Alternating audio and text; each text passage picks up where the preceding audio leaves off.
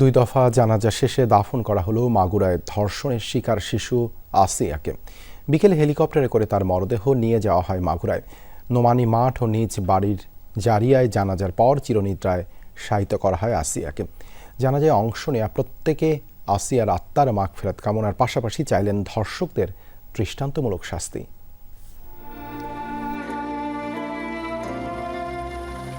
ঘরের মেয়ে আবারও ফিরল ঘরে। পার্থক্য শুধু লাল টুকটুকে জামার বদলে এবার তার গায়ে জড়ানো সাদা কাফনের কাপড়। যার আরোগ্য কামনায় প্রার্থনা করেছিল গোটা দেশবাসী, সেই শিশু আসিয়া চলে গেল সবাইকে কাঁদিয়ে। তার মরদেহ বহনকারী হেলিকপ্টারটি মাগুরা স্টেডিয়ামে পৌঁছায় বৃহস্পতিবার বিকাল 6:30টার দিকে। শেষবারের মতো আসিয়াকে দেখতে ঢল নামে হাজারো মানুষের। নোমানী মাঠে প্রথম জানাজায় অংশ নেয় স্থানীয়রা।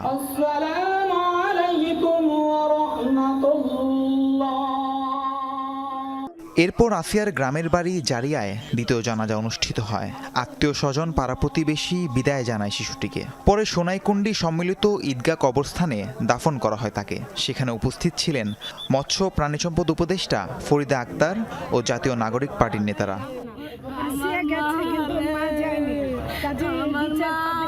ধর্ষক এবং খুনি একই সাথে, তাদের বিরুদ্ধে ইতিমধ্যেই তাদের সবাইকে গ্রেফতার করেছে এবং আপনারা জানেন যে 90 দিনের মধ্যেই পুরো বিচারিক কার্যক্রম সম্পন্ন করার জন্য ইতিমধ্যেই পদক্ষেপ নেওয়া হয়েছে। আসিয়ার মরদেহ নিজ বাড়িতে পৌঁছানোর পর নামদোয়ালি গ্রামে ধর্ষণে অভিযুক্তের বাড়িতে আগুন দেয় বিক্ষুব্ধ গ্রামবাসী।